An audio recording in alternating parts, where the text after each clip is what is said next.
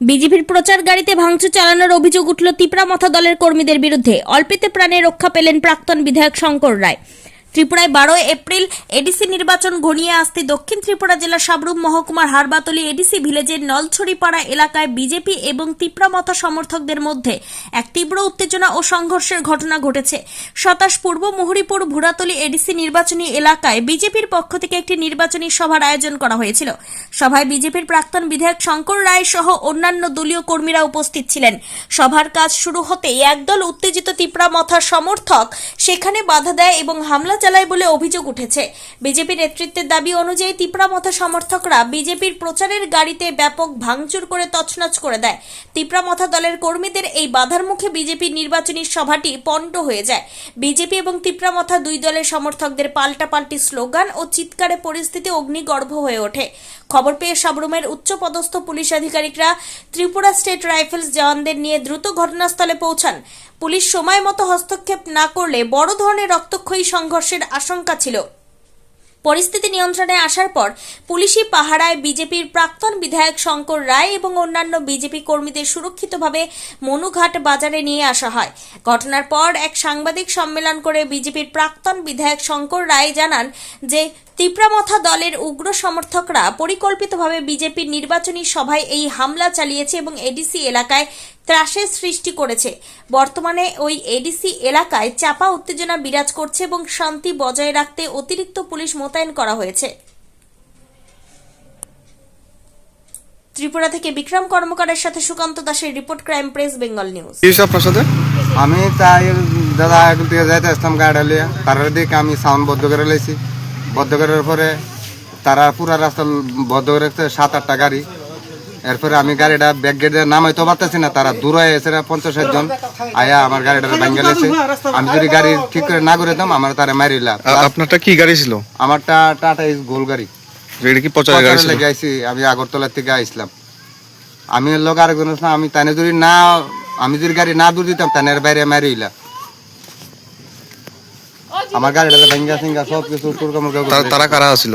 তারা মাতার লোক, তিপ্রামথার লোক। তিপ্রামথার লোক।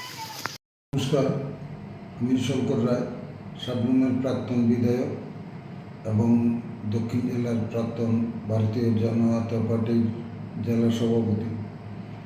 আসন্ন এডিসি নির্বাচনকে কেন্দ্র করে পুরা দক্ষিণ জেলা এবং ত্রিপুরা রাজ্যের সাথে সাথে সাবরুম বিধানসভা কেন্দ্রেও জোরদার প্রচার শুরু হয়েছে।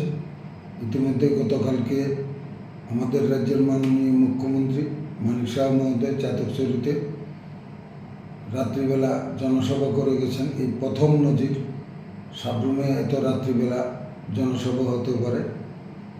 আজকে আমি এবং আমাদের দলীয় নেতৃবৃন্দ সাবরুম বিধানসভা কেন্দ্রের অন্তর্গত 27 নং ভুরাতলি মুহুরীপুর কেন্দ্রের অন্তর্গত হারবাতলি ভিসির নলছড়িতে দলীয় কার্যকর্তাদের নিয়ে এবং গ্রামবাসীদের নিয়ে আমাদের সভা চলছিল। সভা চলাকালীন আমি যখন বক্তব্য রাখছিলাম তৎক্ষণাৎ শুনতে পাই যে আমাদের প্রচার গাড়ি আক্রমণ হয়েছে, ভাঙচুর করা হয়েছে। পরে আরও খোঁজ নিয়ে জানতে পারি আমাদের ওই বিসির অন্তর্গত আরেকটা এলাকায় তিপ্রামথার প্রার্থী দেবজিৎ ত্রিপুরার সভা চলছিল। দেবজিৎ ত্রিপুরার নেতৃত্বে তিপ্রামথার এক গুন্ডা বাহিনী আচমকায় সেইখানে আক্রমণ করে, আমাদের সভা গণ্ডগোল হয়ে যায়। পরবর্তী সময়ে গ্রামের মানুষ এগিয়ে আসে, পুলিশকে খবর দেওয়া হয়। প্রথমে এক গাড়ি পুলিশ যায়, পরে এসডিপিওর নেতৃত্বে বিশাল পুলিশ বাহিনী যায়, গিয়ে অবস্থা সামাল দেওয়ার চেষ্টা করে। বাই দিস টাইম একটা পুলিশ গাড়ি আমাদের মনুঘাট পর্যন্ত নিয়ে আসে। তারপরে আমরা একটা কথা বলতে হয় যে 2018-র পর থেকে সাবরুম বিধানসভা কেন্দ্রের অন্তর্গত পুরা এলাকায় আইনশৃঙ্খলা যেভাবে স্বাভাবিক ছিল এবং সুন্দর পরিবেশে ছিল, এই প্রথম আজকে সাবরুম বিধানসভার অন্তর্গত এই নলছড়িতে তিপ্রামথার গুন্ডা বাহিনীর হাত ধরে আইনশৃঙ্খলার অবনতি হয়েছে। আমরা নির্বাচন কমিশন, রাজ্য সরকার, আরক্ষা দপ্তর প্রত্যেকের কাছে আমরা আবেদন জানাব আমাদের সাবরুম যে শান্ত সাবরুম, সেই শান্ত সাবরুম যাতে শান্ত থাকে, সেই দিকে যাতে সবার নজর থাকে, আমরা এটা আশা প্রকাশ করছি। কেউ আহত হয়েছে এবং নাম আছে কিনা?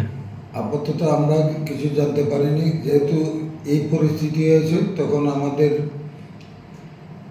পুলিশ বাহিনী আমাদের মনোঘাট অঞ্চলে এনে দিয়েছে। এরপরে আর খবর আমাদের কাছে নাই। অতটুকু জেনেছি এসডিপিওর নেতৃত্বে বিশাল পুলিশ বাহিনী ভিতরে ঢুকেছে।